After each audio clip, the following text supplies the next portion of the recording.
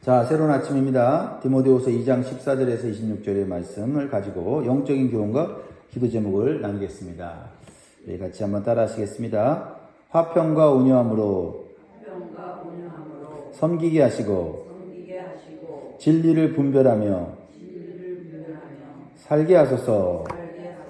아멘. 아멘. 오늘도 기도와 말씀으로 시작하는 모든 성도들에게 하나님의 평강과 축복이 넘치기를 주의 이름으로 축복합니다.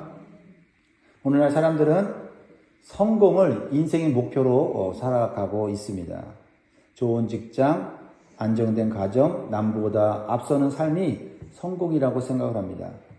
그러나 하나님께서 보시는 성공은 다릅니다.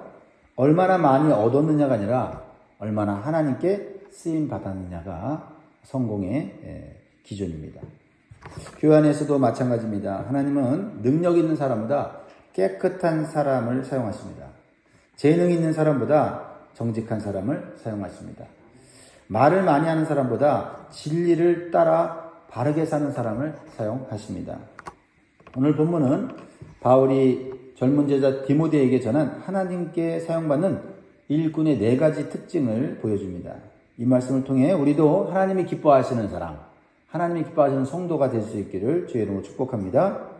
첫 번째 주시는 교훈 무엇입니까? 말다툼보다 진리를 따르는 사람이 되어야 합니다. 오늘 본문 디모데후서 2장 14절에 보니까요. 너는 그들로 이 일을 기억하게 하여 말다툼을 하지 말라고 하나님 앞에서 엄히 명하라. 이는 유익이 하나도 없고 도리어 듣는 자들을 망하게 함이라. 첫 번째 하나님이 사용하는 일꾼의 특징이 말과 관련된 거라는 사실을 기억하면 좋겠어요. 15절을 보면 너는 진리의 말씀을 옳게 분별하며 부끄러울 것이 없는 일꾼으로 인정된 자로 자신을 하나님 앞에 드리기를 힘쓰라. 진리의 말씀을 옳게 분별하라 이렇게 말씀하고 있습니다. 왜 그럴까요? 진리는 생명을 주기 때문에 진리를 잘못 분별하면 생명을 잃어버릴 수 있기 때문에 그렇습니다. 그래서 분별하라는 이 말은 바르게 자른다라는 뜻을 갖고 있어요. 그래서 하나님의 말씀을 정확하게 해석하고 삶에 올바르게 적용하라는 뜻이지요. 초대교회 안에는요, 말로 논쟁을 즐기는 사람들이 있었습니다. 그들은 자신의 지식과 주장으로 자신을 드러내려고 했습니다. 그런데 결국 말다툼이 일어났고 교회 공동체를 상하게 했다라는 겁니다. 논쟁에서 자기가 우위를 점하고 자기가 다른 사람보다 똑똑하다는 것을 드러냈는데 그것이 결국은 유익이 아무것도 없고 결국은 듣는 자들도 망하게 하더라라는 바울의 이 교훈을 우리가 기억해야 될 줄 믿습니다. 참된 일꾼은요, 말로 이기려는 자가 아니라 진리로 사는 본을 묵묵히 보이는 자다라는 겁니다. 감정이 앞서기보다는 진리가 앞설 때 관계가 올바르게 세워지는 줄 믿습니다. 그런데 중요한 것은 진리를 올바로 분별하고 사용해야 한다라는 거예요. 수술하는 의사가 메스를 잘못되면 생명을 잃게 되듯이 하나님 말씀도 올바르게 해석하지 않으면 영적으로 큰 손상을 입게 됩니다. 이단 사상이 그런 것이죠. 그래서 성경은요, 인간적인 생각으로 해석해서는 안 됩니다. 오직 성령의 도우심으로 겸손히 해석할 때 그 진리가 나를 살리고 내 주변 사람들의 생명을 살리는 줄 믿습니다. 그래서 베드로서 1장 20절에서 21절의 말씀을 보면 먼저 알 것은 성경의 모든 예언은 사사로이 풀 것이 아니니 개인적인 생각이나 감정이나 그런 어떤 욕심으로 풀어서는 안 된다라는 거죠. 21절에 예언은 언제든지 사람의 뜻으로 낸 것이 아니요 오직 성령의 감동하심을 받은 사람들이 하나님께 받아 말한 것입니다. 하나님의 말씀은 성령의 감동으로 되었기 때문에 우리가 항상 나는 이 성경을 올바로 알 수 없어. 나는 겸손함과 함께 성령님을 의지하여 하나님 나 말씀 듣고 싶어요. 진리를 올바로 분별해서 이 말씀이 나를 살리고 주변 사람을 살리고 싶어요. 라는 이런 자세로 말씀을 읽고 묵상하고 해석할 때 그때 그 진리가 되는 것입니다. 그런데요, 베드로 3장 16절에 보면 감정적으로 자기에게 이기적으로 해석했던 사람들이 있고 하나님 말씀을 자기의 지식과 경험으로만 억지로 풀려고 하다가 망한 사람들의 이야기가 나와요. 그래서 베드로후서 3장 16절에 또 그 모든 편지에도 이런 일에 관하여 말하였을 때 그 중에 알기 어려운 것이 덜어 있으니 무식한 자들과 굳세지 못한 자들이 다른 성경과 같이 그것도 억지로 풀다가 스스로 멸망에 이르느니라. 무식한 자들과 굳세지 못한 자들은 뭡니까? 자신들은 무식하지 않다, 똑똑하다고 생각했던 사람들이고, 자신들은 믿음이 강한 사람이라고 착각하고, 나는 성경을 내가 해석하는 대로 하면 다 맞아, 이런 교만한 마음으로 성경을 해석함으로 오히려 망하게 됐다라고 말하고 있죠. 그러니까 진짜 똑똑한 사람은 뭐예요? 나는 항상 부족하다. 나는 하나님 앞에서 나는 연약하다. 이런 자세로 하나님의 도우심을 구하고 성령님을 의지하는 자가 똑똑한 자고 믿음이 강한 자인 줄 믿습니다. 사랑하는 성도 여러분, 감정보다 말씀을 기준으로 세우시기 바라요. 내 지식보다 진리의 말씀을 붙잡으시기 바랍니다. 그럴 때 우리는 하나님 앞에 부끄럽지 않은 일꾼으로 인정받고 쓰임받게 된다라는 것입니다. 두 번째로는요, 잘못된 말과 거짓된 가르침을 분별하는 사람이 되라. 분별.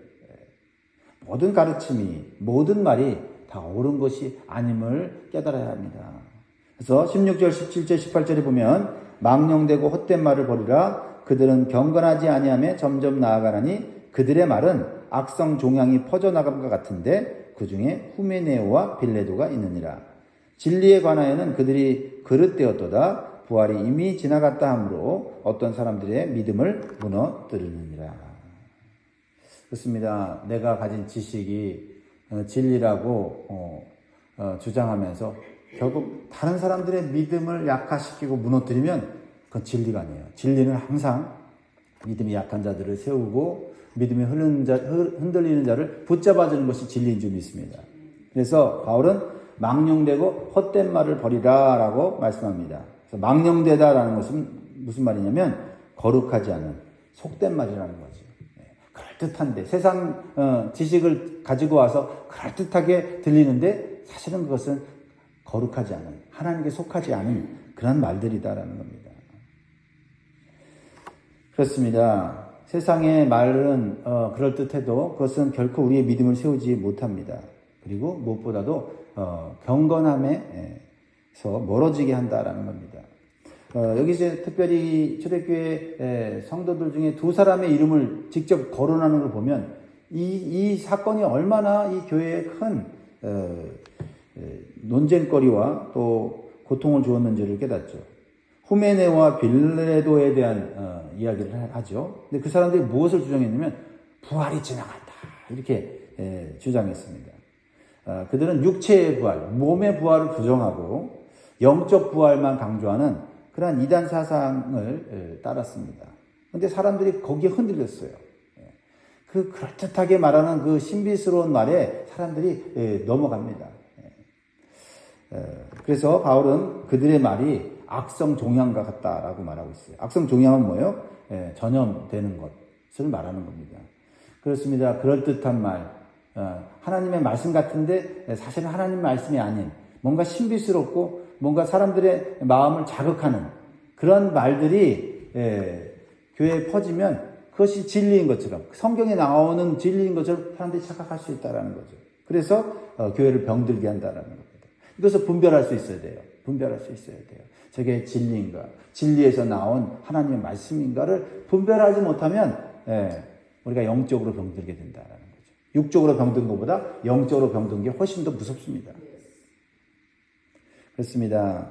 하나님께 쓰임받는 사람들은 진리냐 아니냐를 항상 염두에 두고 말씀을 읽고 또 사람들의 말을 듣고 그것을 다 받아들이는 것이 아니라 그 말 속에 정말 진리가 있는지 거짓이 있는지를 분별하면서 거짓은 버리고 진리는 붙잡는 그런 사람들이 되어야 될 줄 믿습니다. 깨끗한 식수에 오염된 한 방울의 독이 섞이면 그 물 전체를 마실 수가 없습니다. 여러분, 우리가 이 진리와 거짓을 분별한다고 하지만 쉬운 게 아니에요. 항상 사람들이 말하는 어떤 사람들의 마음을 혹하게 하는 그런 말들은요, 진리가 섞여 있어요. 사실이 있어요. 그러니까 사실이 있는데 또 자신들이 어떤 악한 의도를 가지고 넣은 그런 거짓말이 있거든요. 근데 여러분 어떤 그 말에 사실이 있다고 해서 저 말이 옳아 이렇게 말할 수가 없다는 거죠. 왜냐하면 이 물에다가 이만큼의 잉크를 살짝 넣으면 여러분 그 잉크가 어떻게 됩니까? 물 전체로 퍼지게 되는 거기 때문에 사실 우리가 주의 깊게 보지 않으면요 그것을 우리가 올바로 알 수가 없다라는 것입니다. 그렇습니다.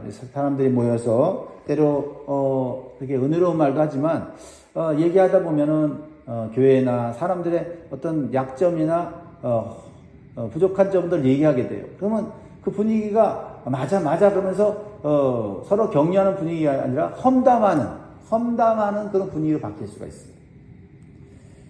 그럴 때 누군가는 한 사람이 지금 이 분위기가 좋지 못하다. 영적으로 이게 오염되고 있구나. 그렇다고 한다면 그것을 지혜롭게 바꿀 수 있는 그런 말을 할 수 있어야 된다는 거예요. 왜냐하면 그것이 즐겁고 깔깔대지만 사실 우리의 영혼을 오염시키는 거거든요. 어떤 성도가 그러한 분위기 속에서 이런 말을 했대요. 우리가 한 말 그거 우리 기도로 좀 바꿉시다. 이렇게 하니까 순간 얼음이 되면서도 사람들이 그래 우리가 여기서 멈춰야지 이러면서 분위기가 영적으로 바뀌었다고 해요. 성도 여러분, 우리의 말이 사람을 세우는 도구가 될 수 있기를 바랍니다. 비난과 불평이 아니라 복음과 격려의 말을 사용하기를 결단하십시오. 입술을 거룩히 지키는 사람만이 하나님께 쓰임받는 귀한 일꾼이 될 줄 믿습니다.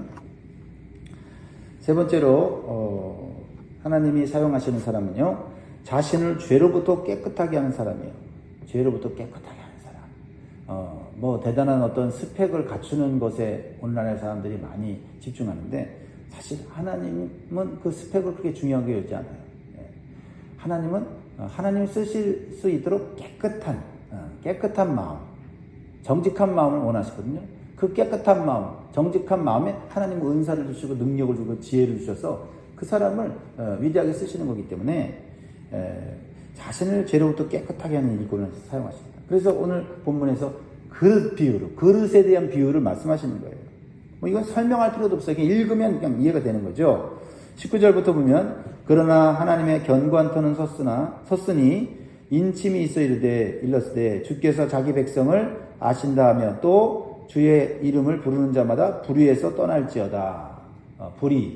죄에서 떠나라고 말씀하면서 비유를 들죠. 20절 21절 같이 있습니다. 시작.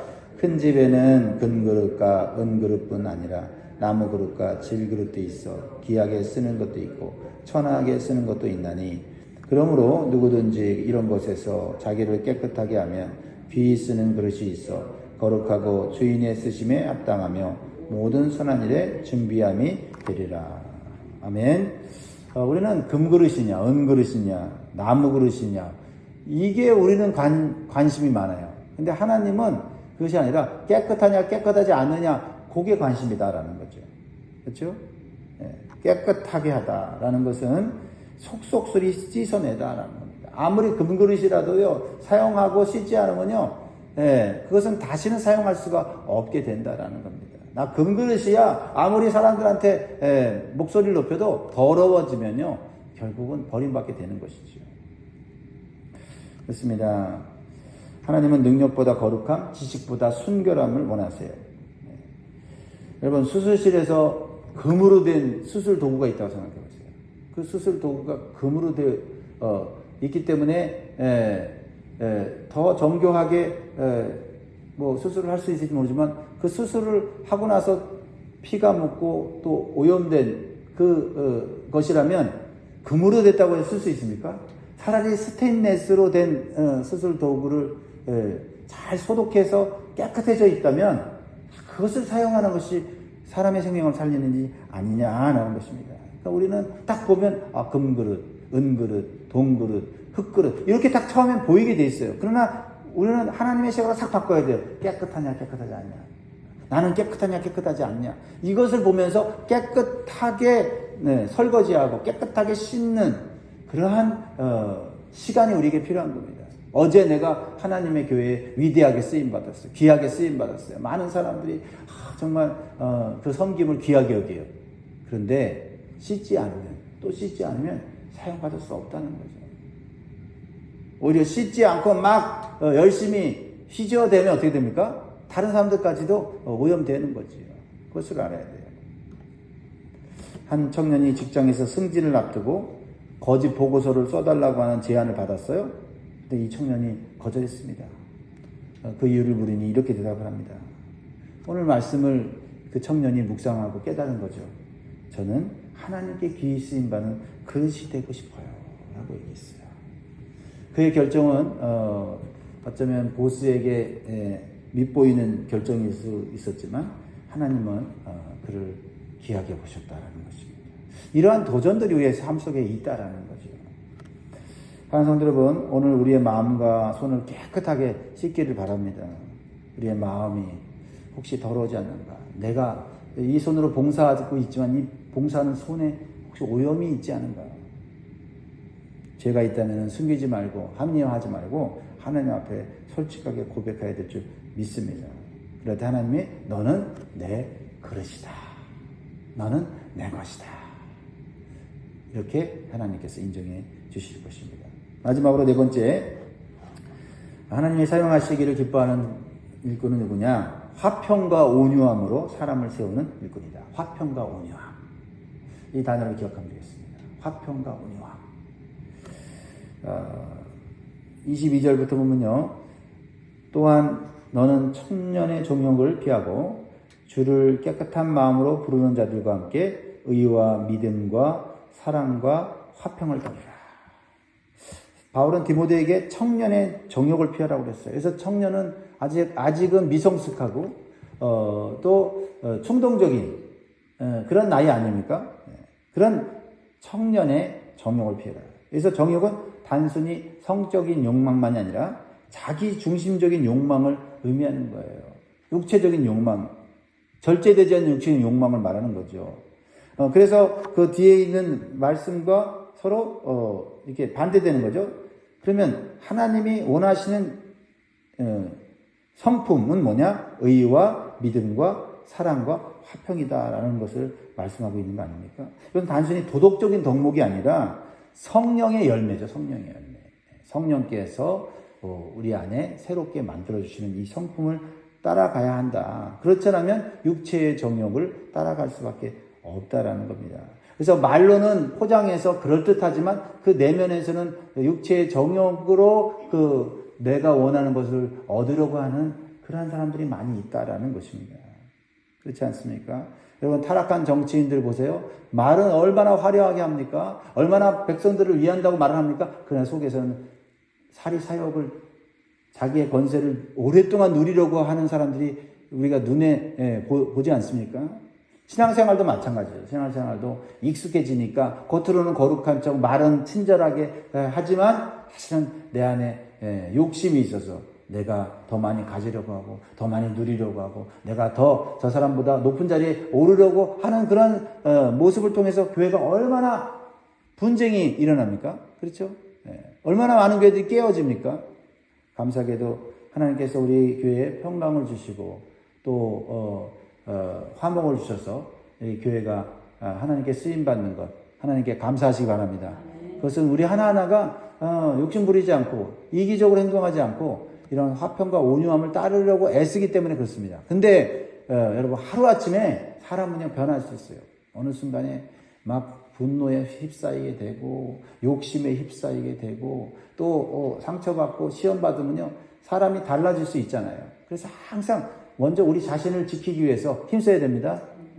하나님, 내 안에 화평이 유지되게 하시고 하나님, 온유한 마음이 내 안에 충만하게 해주십시오. 이렇게 하지 않으면요 우리도 거칠어지고요 우리도요 내 욕심대로 막 행동하게 된다라는 것입니다. 그렇습니다. 화평과 온유, 오늘 이걸 좀 마음에 새기고 기도를 좀 많이 하면 좋겠습니다. 말씀 맺겠습니다. 하나님께 쓰임받는 인생은 우연히 만들어지지 않아요. 진리를 사랑하고 말의 거룩함을 지키며 자신을 정결하게 하고 온유와 화평으로 사람을 세워갈 때 그 사람은 세상이 아닌 하나님의 손에 들린 귀한 그릇으로 쓰임받게 될 줄 믿습니다. 오늘도 복된 하루 되시기를 주의 이름으로 축복합니다. 기도하겠습니다.